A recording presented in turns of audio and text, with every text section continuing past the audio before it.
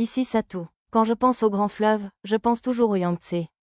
Je sais qu'il y en a plein d'autres, comme le Nil, l'Amazone et le Mississippi, mais je pense toujours au Yangtze. Peut-être est-ce à cause de la bataille des falaises rouges du roman des Trois Royaumes? Lulu, fais-nous descendre cette rue latérale. Oui, maître. Sur mes instructions, la calèche quitta la route principale pour un chemin plus étroit. Quoi de neuf? Un raccourci? Je souris à Arisa sans rien dire. Bientôt, son expression dubitative se transforma en sourire. Oh, un jardin de fleurs? Comme c'est beau. Il est immense, en plus. Juste au moment où Arisa s'exclamait, un champ de fleurs colorées était en pleine floraison. Je l'avais trouvé en cherchant sur la carte les fleurs utilisées pour les couronnes que Nana et Mia avaient achetées à notre arrivée à Bolhar. Nous arrêtâmes la calèche près d'un ruisseau, près du jardin de fleurs. Allons déjeuner ici aujourd'hui. Compris. Tout le monde à vos postes de déjeuner.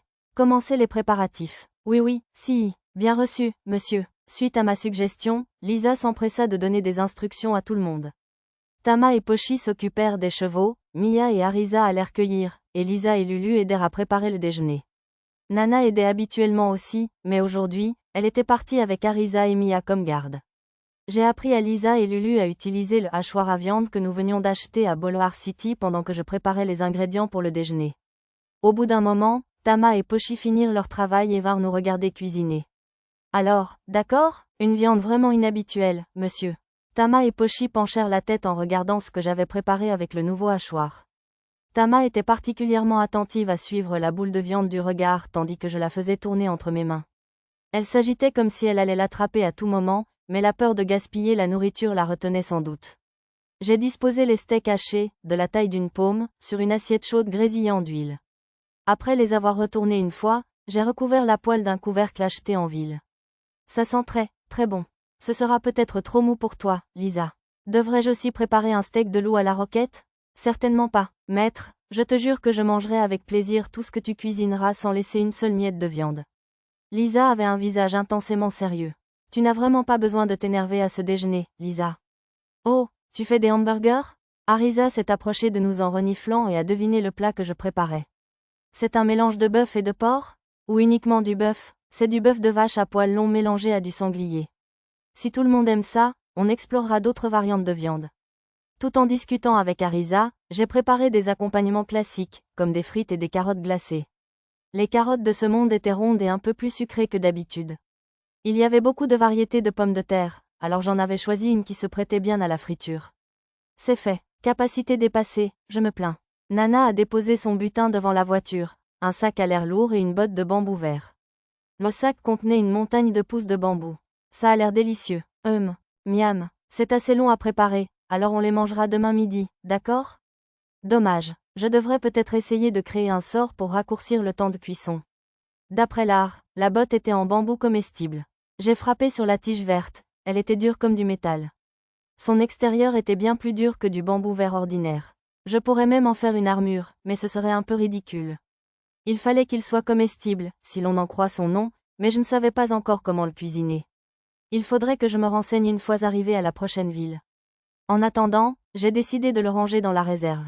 Triant les herbes comestibles et les ingrédients pour diverses potions qu'Arisa et Mia avaient récupérées, j'ai mis de côté ce dont j'avais besoin pour le déjeuner du jour et j'ai placé le reste dans la réserve via le sac de garage. On fait des tempura avec les pousses d'Angélique? Excitée, j'ai demandé à Lulu de préparer les pousses d'Angélique. Elle était plus douée que Lisa pour manipuler les plantes sauvages. Maître, j'ai utilisé beaucoup de renforcement corporel pendant le transport, donc ma réserve de puissance magique est épuisée, je vous le signale. Il faut la reconstituer, je vous prie. Très bien, je vous donnerai une potion de récupération de mana plus tard. Quand je répondis, Nana resta parfaitement silencieuse. Son expression était aussi impassible que d'habitude, mais elle semblait quelque peu insatisfaite. Un apport magique direct est préférable, je vous en prie. Est-ce impossible? Je vous le demande. Elle était toujours impassible, mais quelque chose dans son ton me rappelait un enfant qui demande une friandise. J'avais prévu de faire quelques expériences magiques après le repas, mais... Je te donnerai la priorité en récompense de ton dur labeur. Oui, maître. La voix de Nana était beaucoup plus joyeuse. Elle commença aussitôt à se déshabiller, mais Arisa et Mia l'arrêtèrent en parfaite synchronisation. Rien ne franchit la barrière impénétrable d'Arisa. Parfait. Regardant au-delà des deux filles satisfaites, j'annonçai à Nana que je lui fournirais de la magie après le déjeuner. Maintenant, on mange? Après avoir préparé des assiettes individuelles, je déposai une pile de steaks fraîchement cuits au centre de la table. Puis, avec le refrain habituel d'Arisa, « Merci pour le repas », nous commençâmes à manger. Dès qu'elles eurent pris leur première bouchée, les yeux de Tama et Pochi s'écarquillèrent de surprise. Lisa afficha une expression similaire un instant, puis redevint sérieuse, concentrée sur sa mastication. Finalement, sa gorge se serra visiblement lorsqu'elle avala, et elle sourit de satisfaction. Apparemment, même Lisa, qui préférait habituellement les plats plus consistants, adorait les steaks hachés. C'est délicieux, et très moelleux. Sa texture me rappelle les boulettes de poisson qu'on a mangées avant, mais je préfère largement ce plat. Miam, ça fait tellement longtemps que je n'en ai pas mangé. Les frites à côté sont délicieuses aussi. Lulu et Arisa semblaient également ravis des hamburgers. Mia, j'aimerais bien échanger une tempura contre une carotte, je te prie. Bien sûr. Mia et Nana s'amusaient à faire des substitutions. La prochaine fois, je devrais préparer des accompagnements supplémentaires, en plus de la viande, pour que tout le monde puisse en profiter. Satisfaite de l'accueil positif, j'ai croqué mon steak haché. Dès qu'il est entré dans ma bouche, la viande a semblé se défaire et fondre toute seule. Le goût des deux viandes et de la sauce onctueuse formait une harmonie sur ma langue, comblant mes papilles de bonheur. C'était si délicieux que si c'était un dessin animé, des anges voleraient probablement autour de moi. Ensuite, j'ai goûté les accompagnements, les carottes sucrées et croquantes, les frites et les brocolis, et du riz frais pour se purifier le palais. Puis, suivant mon instinct d'enfant, j'ai tendu mes baguettes vers un autre morceau de viande. En un clin d'œil, les assiettes de tout le monde étaient vides. Les filles bêtes commençaient à s'attaquer à la montagne de steaks classiques, mais pour une raison inconnue, leurs yeux étaient rivés sur moi. Tu voulais que je fasse d'autres hamburgers? La réponse à ma question pleine de tact va probablement de soi. J'ajouterai simplement que le hachoir à viande nain a réussi son premier test de performance haut la main. Après le repas, j'ai dû donner de la magie à Nana en touchant son dos lisse. Les bruits étrangement sexy qu'elle faisait en même temps m'ont pris au dépourvu, comme toujours, mais avec des enfants présents, j'ai réussi à me maîtriser parfaitement. Ensuite, pour évacuer cette énergie refoulée, ainsi que la nourriture, je me suis entraînée un moment avec l'épée des fées. J'ai levé l'épée, marqué une pause et l'ai imprégnée de magie avant de la redescendre. Une fois abaissée, j'ai réabsorbé la puissance magique et relevé la lame allégée. J'ai augmenté la vitesse de l'exercice lentement mais sûrement pour m'habituer au changement de poids et de magie. C'était la clé pour maîtriser l'épée des fées. Après une trentaine de minutes d'entraînement ininterrompu, j'étais enfin suffisamment satisfait pour me reposer. Une fois arrêté, j'ai été accueilli par des applaudissements pour une raison inconnue. Tout le monde s'était assis pour observer à distance, tandis que je me concentrais sur mon entraînement. Tu triches vraiment. Tu te rends compte de ce que tu faisais? A demandé Arisa. Tu t'entraînais avec mon épée? Mon escrime autodidacte était-elle vraiment ridicule, ou quoi? Non, tu n'as pas idée. Trottant vers moi, Arisa m'attira la tête à sa hauteur et murmura discrètement. La plupart des gens n'arrivent pas à mettre de la magie dans une épée aussi rapidement. Et généralement, ils doivent la libérer ensuite. Personne ne la réabsorbe jamais comme ça. Attends, sérieusement? Je n'avais aucun problème à le faire avec la lance magique de Lisa, alors j'ai pensé que c'était normal. Peut-être qu'ils n'y arrivent pas parce qu'ils n'ont jamais essayé, ou quelque chose comme ça. J'en doute fort. Si quelqu'un pouvait faire ça aussi facilement, il n'y aurait pas besoin de potions de récupération magique, n'est-ce pas? On pourrait simplement la récupérer soi-même, en stockant des PM dans un objet magique pour les réabsorber après avoir lancé des sorts, ce genre de choses. Me relâchant, Arisa prit une pause de « Tu es désespéré ». Bon à savoir, je la remerciai pour l'information. Cela ne me sembla pas suffisant, alors je la serrai rapidement dans mes bras. Ouah! Pas si soudainement. Comme la dernière fois, elle a poussé une étrange petite exclamation et s'est tortillée en signe de protestation. Comme d'habitude, même si elle empiétait constamment sur mon espace personnel, elle s'est énervée dès que quelqu'un d'autre lui témoignait de l'affection. Je dois admettre que c'était amusant de la surprendre de temps en temps. Bref, j'ai décidé de tester l'efficacité de ma réabsorption de la puissance magique de l'épée, puis de la tester plus en profondeur en la laissant imprégner de magie dans la réserve toute la nuit pour voir si elle avait fui au matin. Si j'avais bien deviné, ce serait peut-être un bon moyen de stocker des PM supplémentaires, même si j'en avais généralement beaucoup. Avant de partir, j'ai enregistré dans mon menu magique tous les parchemins que j'avais achetés à Boulwar City. C'était toujours amusant de comparer la version parchemin d'un sort avec le menu magique, mais je ne les avais pas encore utilisés. Je les ai juste testés au hasard. Tester les parchemins m'a permis d'acquérir les compétences magie de lumière, magie de glace, et résistance à la glace. J'ai donc maximisé ces compétences et je les ai activées. J'ai décidé de tester les versions parchemin du menu magique dans les montagnes, quelque part après le coucher du soleil. Le reste de la journée se déroula sans incident particulier, hormis l'attaque d'un groupe de loups gris sur la route, qui nous permit de refaire nos réserves de viande de loup. Globalement, le voyage fut très paisible. Ce jour-là, après le dîner et ma pratique quotidienne de chant magique, je m'échappais au cœur de la nuit et m'envolais dans le ciel avec mon deltaplane. Grâce au sort, souffle, de la magie du vent, je pouvais décoller de n'importe où. Il y avait un terrain vague au creux des montagnes, à plus de 16 km de la route.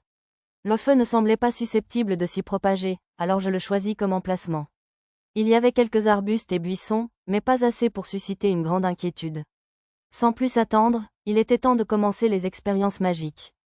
Mon premier sujet d'essai fut la forge. D'après le livre sur la magie de la forge était classée comme un sort intermédiaire de magie du feu. Je me souvenais avoir transformé les murs d'un labyrinthe en lave avec le sort mineur, tir de feu, alors j'ai décidé d'utiliser une grosse météorite du stockage comme établi. C'était l'une des météorites tombées du ciel lorsque j'avais utilisé pluie de météores, ce qui, à mon avis, devait la rendre assez résistante à la chaleur. J'ai tailladé la météorite avec une épée sacrée. J'ai rencontré une légère résistance, mais j'ai quand même réussi à en couper un morceau sans problème et j'ai rangé le reste dans le stockage. J'ai placé une pièce de cuivre, une dague de fer et du minerai de mithril sur l'établi terminé, puis j'ai sélectionné forge dans le menu magie. Comme le sort était utilisé pour la fusion, il était possible d'ajuster l'intensité du feu. La quantité de magie consommée semblait varier selon la force des flammes. En augmentant lentement la température, l'odeur de métal en fusion s'est intensifiée. Dès que l'odeur devenait trop forte, j'utilisais le sort déodorant. Il commence à faire chaud. Mon corps dans ce monde était plutôt résistant aux changements climatiques, mais me tenir si près des flammes du sort forge me faisait encore transpirer. La pièce de cuivre fondit en une dizaine de secondes, et au bout de 30 secondes, la dague se liquéfia également. Le mithril mit environ 3 minutes, mais il finit par fondre lui aussi.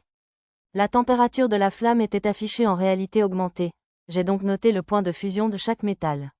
À cette température élevée, ma peau me piquait, comme si elle brûlait sous le soleil d'été. Cela aurait pu être fatal pour une personne normale, il me fallait donc être attentif à mon environnement en utilisant ce sort. Ensuite, je voulais tester sa puissance de feu maximale. Bien que cela me paraisse un peu inutile, j'ai décidé d'utiliser une dague en mithril pour le test. J'ai réglé le sort à pleine puissance et je l'ai activé. En un instant, des flammes aveuglantes et incandescentes ont immédiatement envahi ma vision. Sans attendre que ma compétence « perception du danger » se déclenche, j'ai immédiatement désactivé forge et utilisé souffle pour projeter la chaleur vers le ciel. La compétence « ajustement de l'intensité lumineuse » devait fonctionner, car ma vision est revenue à son état initial. Le dessus de l'établi était noirci, et la dague en mithril que j'y avais posée pour l'expérience s'était presque entièrement évaporée, ne laissant derrière elle qu'un léger résidu. Curieusement, l'établi lui-même ne présentait aucun signe de fusion. En examinant mon corps, j'ai découvert plusieurs brûlures mineures. C'était prévisible, je me tenais à quelques mètres seulement de flammes suffisamment chaudes pour sublimer le métal. Il était plutôt anormal que je n'aie que quelques légères brûlures. La main que j'avais utilisée pour me couvrir le visage a été la plus endommagée, mais même sous mes yeux, elle s'est cicatrisée comme un extrait de film passé à l'envers. C'était probablement ma compétence, auto-guérison, à l'œuvre. Honnêtement, mes capacités de guérison sont si rapides que c'est un peu dérangeant, si je puis me permettre. Mais je suppose que je devrais m'en réjouir. Mon corps a donc été guéri grâce à mes compétences, mais mes vêtements étaient encore brûlés. Les parties de ma tenue exposées aux flammes étaient réduites en lambeaux, et même mon manteau en cuir d'hydre, extrêmement résistant à la chaleur, était troué. Pour ne pas inquiéter tout le monde, j'ai décidé d'enfiler une tenue similaire. Bien que destinée à un usage non combattant, la chaleur torride de ce sort de forge lui conférait un potentiel certain en magie d'attaque. Sa faible portée en faisait un véritable attentat suicide, mais j'ai décidé de le garder à l'esprit en dernier recours. Ceci dit, je n'aurais probablement jamais besoin de l'utiliser ainsi. Les démons ne peuvent généralement être vaincus qu'avec des armes sacrées. J'ai continué mes expérimentations avec les autres sorts. Rideaux, moisissure magique, polissage, gel d'eau et eau pure offraient tous un potentiel intéressant. Cependant, il allait être difficile de maîtriser moisissure magique. Personnellement, je n'en avais pas besoin, mais des sorts comme essuie-insectes et anti-démangeaison semblaient bien adaptés aux enfants lorsqu'ils partaient en quête. Dans mon cas, les moustiques et autres insectes ne pouvaient pas me transpercer la peau, donc les piqûres d'insectes ne me posaient jamais de problème. Murs, écraseurs de roches et argile dure étaient tous très utiles pour la construction. Je pouvais littéralement construire un château en une nuit. J'ai même essayé dans les terres désolées et j'ai réussi à en construire un en un peu moins de 3 minutes. Aussi simple que de préparer des nouilles instantanées. En revanche, je ne voyais pas d'utilité particulière à condensation. Clôture ne me semblait pas totalement inutile, mais abri ou bouclier serait probablement plus pratique dans la plupart des cas. Et sonar était superflu avec mon radar. Quant au dernier sort, cube, c'est amusant. L'ossor pouvait créer des cubes transparents dans les airs, de 10 cm à 12 mètres de taille. La charge qu'ils pouvaient supporter dépendait de leur propre poids. Je me demande jusqu'où je pourrais aller? En marmonnant, je montais l'escalier transparent que j'avais construit avec cube. La durée d'effet était de 10 minutes maximum, donc un utilisateur ordinaire serait probablement à court de magie et tomberait. Dans mon cas, il ne m'a fallu qu'une seconde pour récupérer suffisamment de PM pour un cube capable de supporter mon poids, ce qui m'a permis d'en fabriquer indéfiniment. Alors que je flottais dans les airs, un monstre m'a attaqué après avoir envahi son territoire. J'ai donc décidé de m'entraîner au combat aérien. Ce monstre de niveau 20 ressemblait à un scarabée rhinocéros de la taille d'un petit camion. D'après l'affichage de Lara, il s'appelait scarabée soldat. Comme mon objectif était de m'entraîner au combat ici, j'ai pris appui sur des points d'appui dans les airs avec cube et j'ai sauté dessus pour éviter les attaques et la magie du scarabée soldat. Je dois dire que je me sentais comme un personnage de jeu vidéo redoutable. Grâce à mes compétences, mobilité spatiale, et manœuvre aérienne, j'ai pu déterminer la plus petite taille de cube possible pour ma mobilité. Cela m'a été très utile dans ma quête constante d'un mouvement optimal.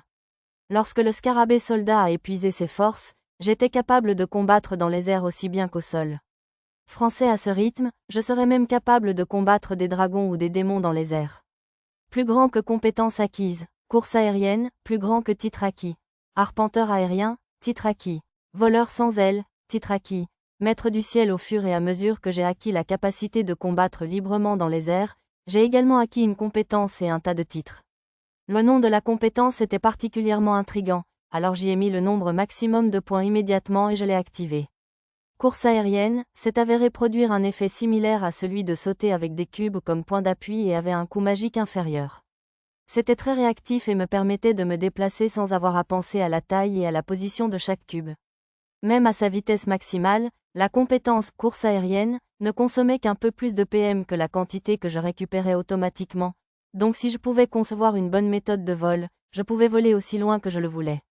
J'étais le seul à pouvoir supporter les vents violents et la faible pression atmosphérique, alors je devrais probablement faire attention à ma vitesse et à l'altitude si je transportais quelqu'un d'autre. C'était tôt le matin, quelques jours après mon expérience magique. Nous avions traversé la région montagneuse et nous approchions de la route principale qui longeait la rivière. Maître, je vois maintenant où cette route rejoint la grande route, fit remarquer Lulu depuis la station du cocher, et je sortis pour jeter un coup d'œil. Une tour de guet, semblable à un phare, était installée près du point de rencontre des routes, avec un groupe de soldats du duché. Une forêt derrière la tour masquait la vue sur la rivière. Lisa et Nana, parties en reconnaissance à cheval, revinrent vers nous. Mia et Nana chevauchaient avec nous. Maître, veuillez regarder là-bas. Il y a quelque chose de l'autre côté de la forêt. J'ai regardé dans la direction indiquée par Lisa, mais je ne voyais à travers les arbres que les voiles d'un grand navire. Attendez, c'était probablement de ça qu'elle parlait. Ce sont les voiles d'un navire. Il doit naviguer sur la grande rivière de l'autre côté de la forêt. Tama et Pochi ont sorti la tête, ayant apparemment entendu mon commentaire. Navire? Où est-il, monsieur? Tama s'est servi de moi pour se soutenir et a essayé de voir par-dessus la forêt. Pochi, elle aussi, s'est accrochée aux épaules de Lulu et s'est mise sur la pointe des pieds, mais elle ne le voyait toujours pas. Venez ici, s'il vous plaît. Vous pourriez vous blesser comme ça. Capturé? On nous a attrapés, monsieur. J'ai pris Tama et Pochi sur mes genoux, les tenant fermement pour qu'ils ne tombent pas. Tama a semblé apprécier, mais Pochi a fait la moue. Je veux voir le navire, monsieur.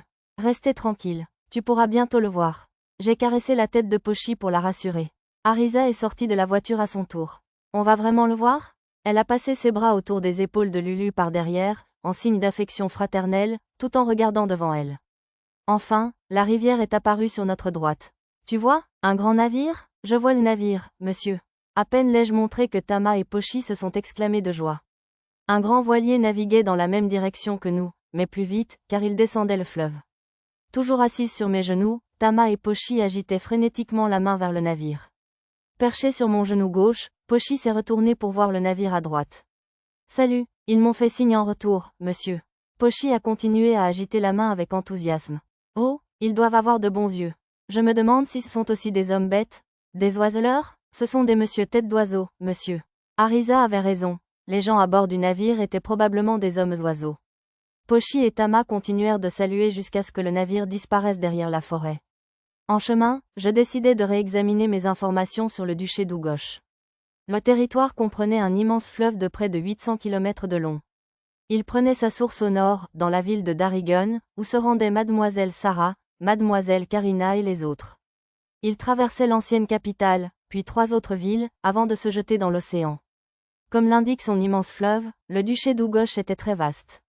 La baronnie de Muno avait à peu près la taille d'Hokkaido, quoique de forme irrégulière, mais le duché où nous nous trouvions était bien plus vaste, environ la même superficie que Honshu, l'île principale du Japon. Ce territoire n'était cependant pas aussi long et étroit, il en faisait donc probablement la moitié. Malgré sa taille, il ne comptait que 7 villes au total. La capitale comptait 210 000 habitants, bien plus que toutes les villes que j'avais vues jusqu'alors. Je suppose que c'était pour cela que c'était la capitale. Le transport fluvial était probablement ce qui subvenait aux besoins des habitants. Il y avait d'innombrables villages le long du fleuve, dont beaucoup n'étaient peuplés que de demi-humains. Cependant, 80% de la population totale était encore humaine, ce qui ne différait pas des autres territoires à majorité humaine. D'après mes recherches sur la carte, il n'y avait ni démons, ni réincarnation, ni personnes possédant des compétences uniques.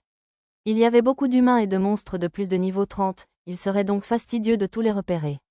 Au lieu de cela, je n'ai signalé que ceux qui semblaient susceptibles de nous croiser sur notre itinéraire. Il y avait aussi plusieurs membres des Ailes de la Liberté, l'organisation adoratrice du Seigneur Démon, plus de 300 au total. Ils semblaient principalement résider dans les villes et les grandes bourgades, j'ai donc décidé de ne signaler que les membres des plus proches pour l'instant. Après notre pause déjeuner au bord de l'eau, nous approchions du pont où un ruisseau se jetait dans la rivière lorsque des visiteurs très gênants sont arrivés. Les monstres, un groupe des créatures de la taille d'un chien, appelées grosses abeilles aiguilles, s'envolèrent du ruisseau comme pour fuir quelque chose. Pochi, Tama, faites attention à ne pas vous laisser encercler. Oui, monsieur. Les grosses abeilles aiguilles se ruèrent sur les filles bêtes. Oups roy, prenez ça, monsieur. Tama esquiva les attaques d'aiguilles avec aisance, et Pochi en profita pour attaquer l'une des abeilles.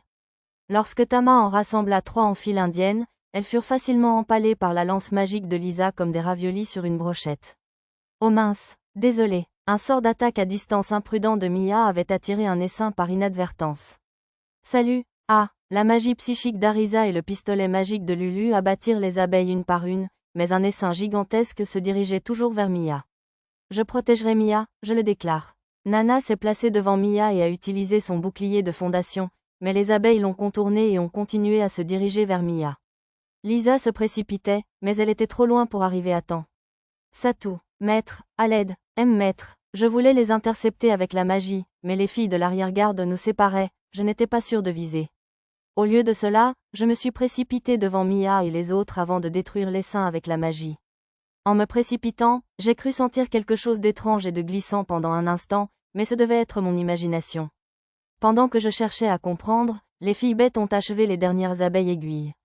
Ouf, bien joué. J'ai donné à Arisa une gorgée d'eau fruitée fraîche, et j'en ai distribué aux autres filles aussi, bien sûr. Merci. Franchement, quand aucune des attaquantes ne possède la compétence « provocation », c'est trop facile pour l'une de nous, les arrière-gardes, de devenir la principale responsable des dégâts. Il y a une compétence « provocation ». Arisa hocha la tête. La compétence à laquelle Arisa faisait référence était un incontournable des jeux multijoueurs en groupe comme les MMO. Cela permettait à un personnage blindé, comme un utilisateur de bouclier, d'attirer l'attention des monstres. La difficulté de maintenir la cible ennemie sur une seule personne variait selon le jeu, mais la maîtrise de cette compétence était la marque d'un joueur de tank compétent. Arisa, veuillez fournir des informations supplémentaires sur la compétence « provocation », je vous prie. Nana s'approcha pour s'enquérir de la compétence, et Arisa la lui expliqua. Maître, nous avons récupéré les noyaux de monstres. Des wings, des aiguilles, monsieur. Les filles bêtes, pleines d'énergie même après le combat, vinrent me présenter le butin qu'elles avaient récupéré sur les cadavres de monstres. Une deuxième vague d'abeilles arrive bientôt, alors faites une pause tant que vous le pouvez. Je leur expliquai ce que j'avais appris sur la carte, et elles rejoignirent les autres pour se reposer. 10 minutes plus tard, la deuxième vague arriva.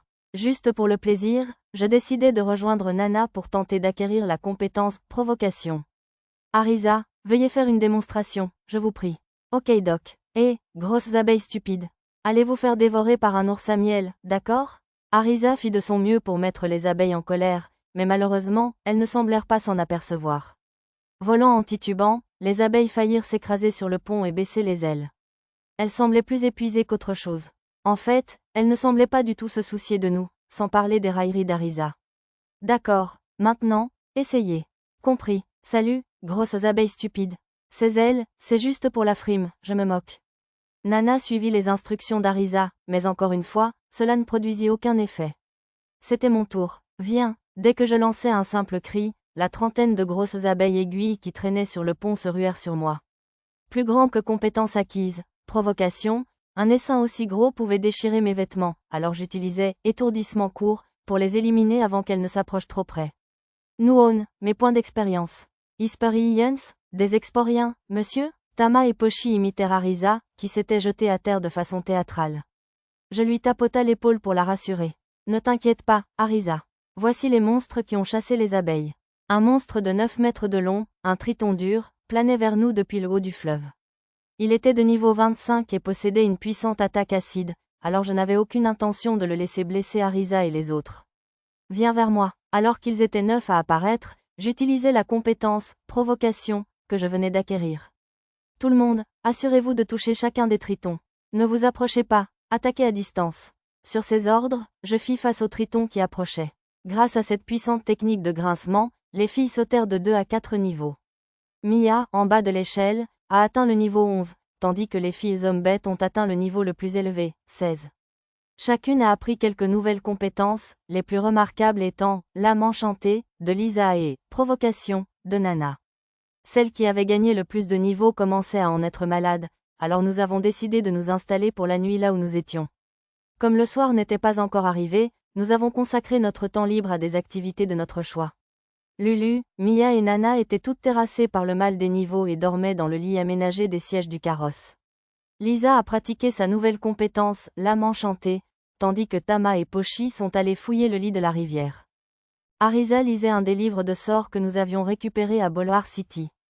Quant à moi, j'ai décidé de faire de l'artisanat pour la première fois depuis longtemps. J'avais parfois bricolé de petites choses, comme des masques de rechange et de nouvelles perruques colorées, pour m'amuser pendant le voyage, mais cela faisait longtemps que je n'avais pas consacré de temps à des projets plus complexes, comme des armes et des outils magiques.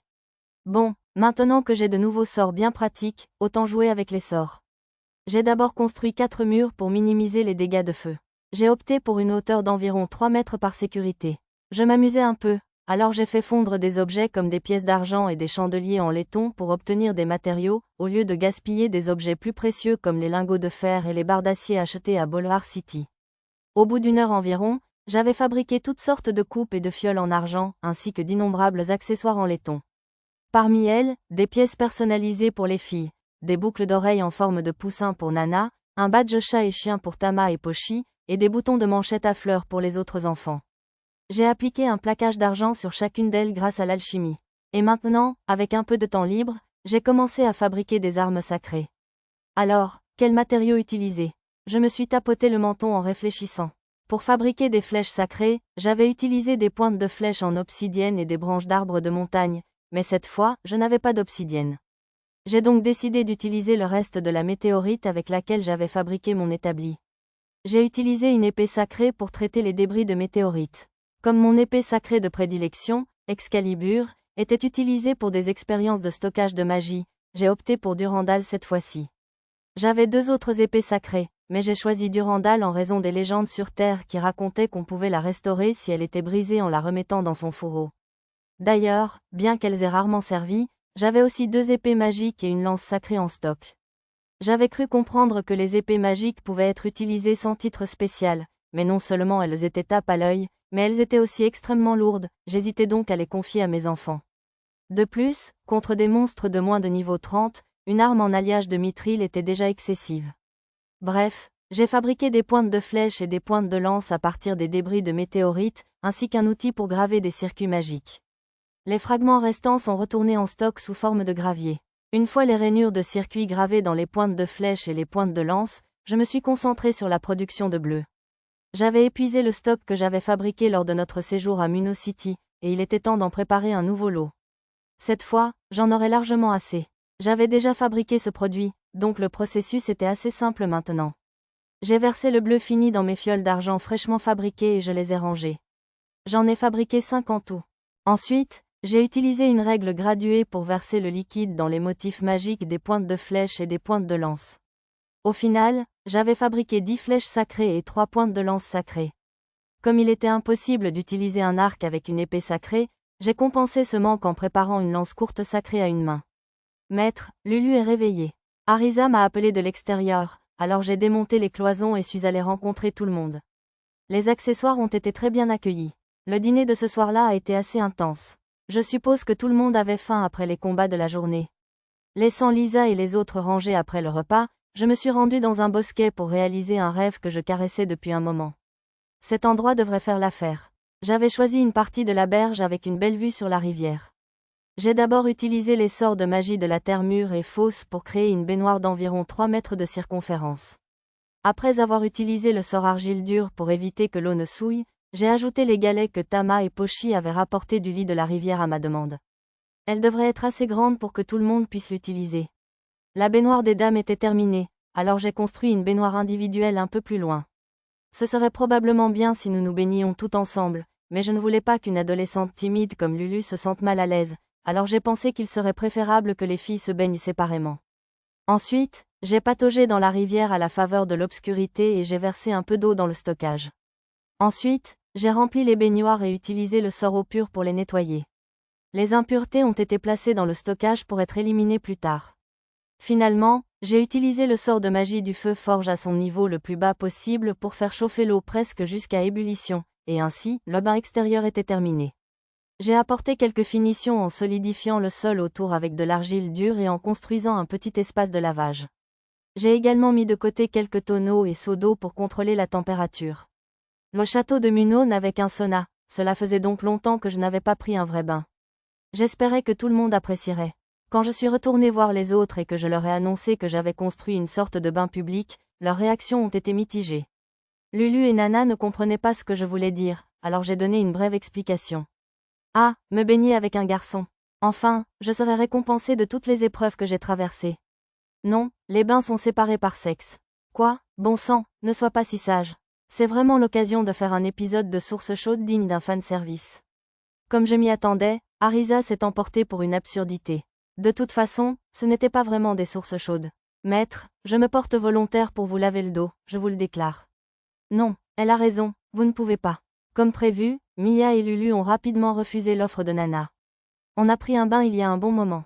On sera ravis de vous laver le dos à nouveau si vous le souhaitez, maître.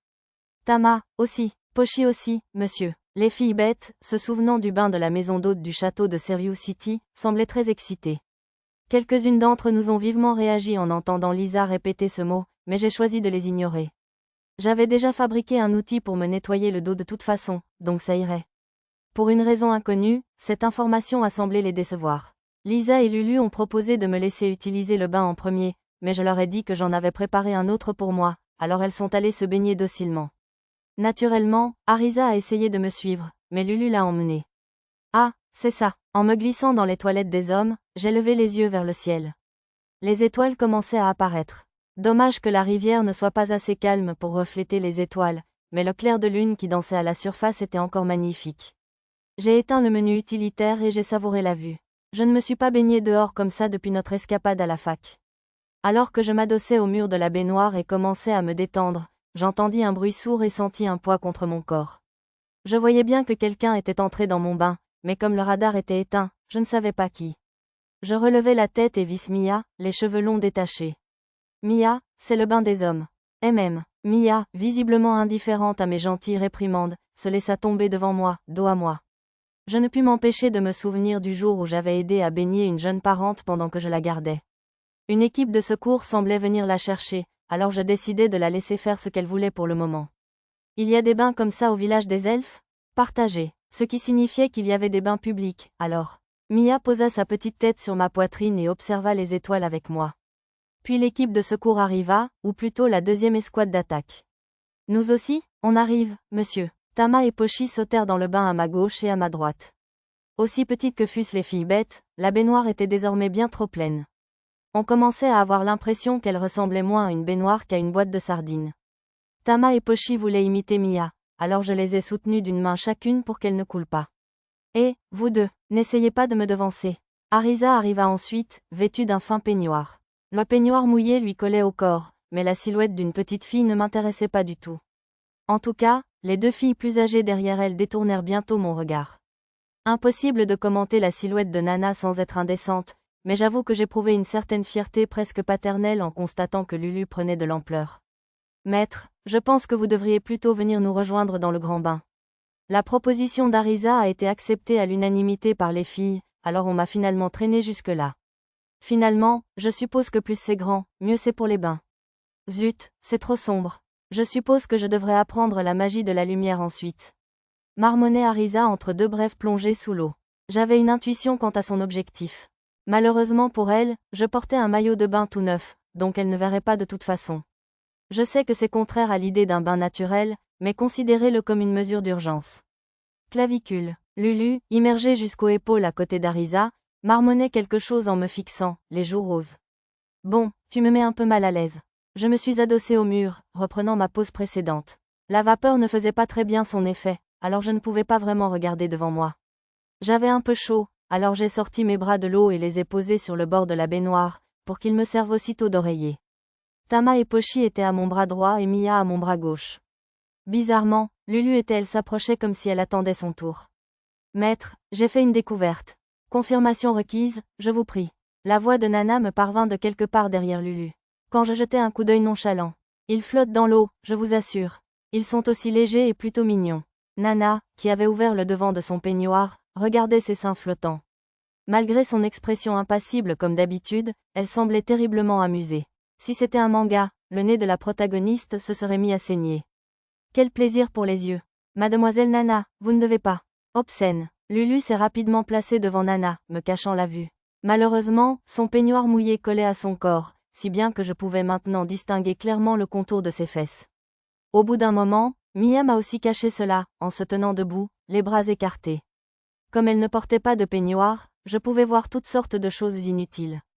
Si elle avait été plus âgée, j'en aurais pleuré de joie. Le reste du bain s'est déroulé de la même manière, relaxant, même si parfois turbulent. Le lendemain matin, j'ai trouvé Lisa regardant tristement le bain froid, alors je l'ai réchauffée pour un bain matinal. Elle en raffolait toujours.